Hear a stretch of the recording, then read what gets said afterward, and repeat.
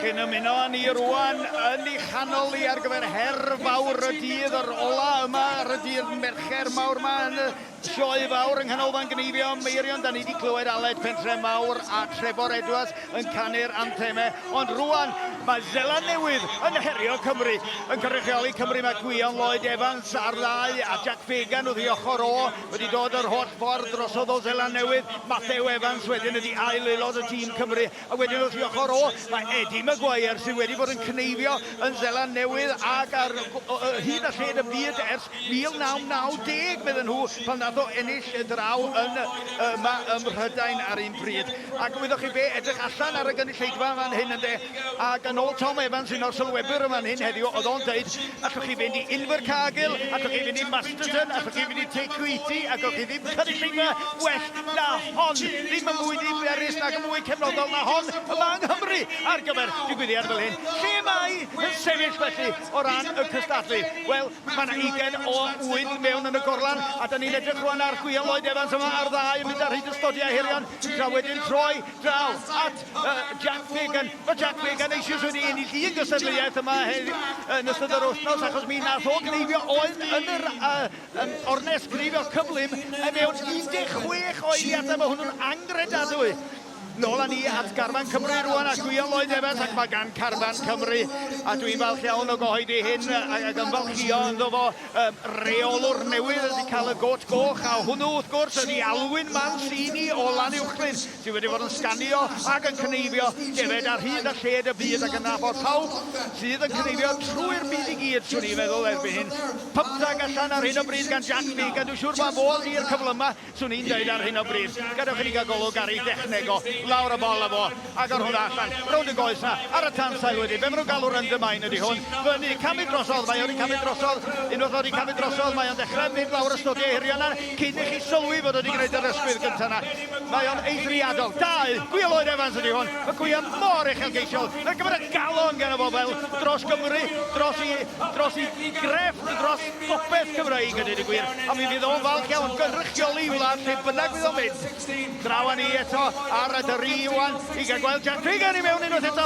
Mae'r bachgen yma yn gwneud rhywun yma mewn 30 eiliad a mae o ar yr ail ar 15 o wyn erbyn hyn, mae'n angredadwy. Mae'r wenol yma eto yn y gynulleidfa yn hedfan ac yn mwynhau'r gystadlu'n ogystal â pawb arall. Be di hanes Matthew Evans, tybed? Gallwn ni ddim ar rhoi sylw iddo fo tra fo Gwion Lloyd Evans yn mynd mor sydyn dyma fo. Rwan ta, Matthew Evans ar 3 a Jack Fagan ydi hwn unwaith eto. Fedrwn ni ddim tynnu llygad oddi ar perfformiad Jack Fagan ar hyn o bryd. Lawr 1, 2, 3, lawr a hi, ta-ta, diolch yn fawr, a mewn â ni i'r gorlan, a mae gen o Ffrancwr yn ei gefnogi yn y gorlan, y cymer gorlan, ydy un o'r tîm y Ffrainc, mae'r teg iddyn nhw. Mae yna gydweithredu eithriadol yma, a mae yna gamol, wrth gwrs, i bopeth sydd wedi cael ei drefnu yma yn y sioe fawr o ran y cneifio. Welodd i rioed well. Gwion Lloyd Evans, lawr ar nes yma, 1, 2, 3, lawr a hi, lle mae Matthew Evans ar ni fawr iawn gen fo ar ôl ar hwnna rwan.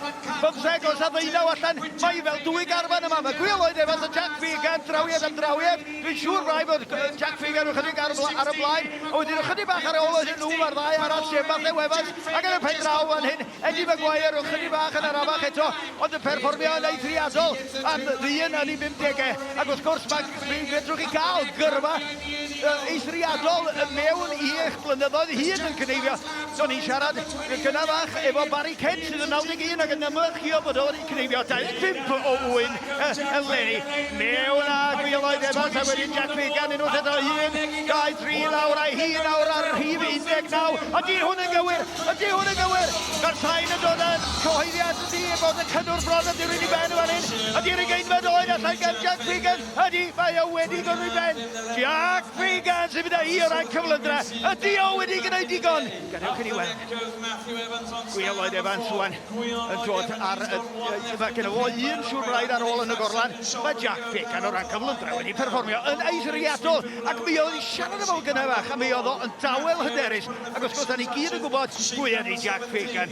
Mae hi dad o Sir David David Began wedi bod yma trwy'r wythnos yn cynorthwyo'r cneifwyr ifanc, yn cefnogi nhw ac yn gwarchod I fuddiannau nhw y genhedlaeth nesaf. Mae hynna mor bwysig. Gwy Lloyd Evans, cneifiwr profiadol. Da ni'n edrych ar y to hun, y meistri crefft y fan hyn. Ond da ni wedi gweld cneifio ymysg y to ifanc yn ystod y dyddiad dwytha yma sydd yn ysbrydoli rhywun ac yn addewid eithriadol ar gyfer y dyfodol. Dyma ni Eddie Maguire I mewn y fan hyn rwan ar y stondin yr rhif 5.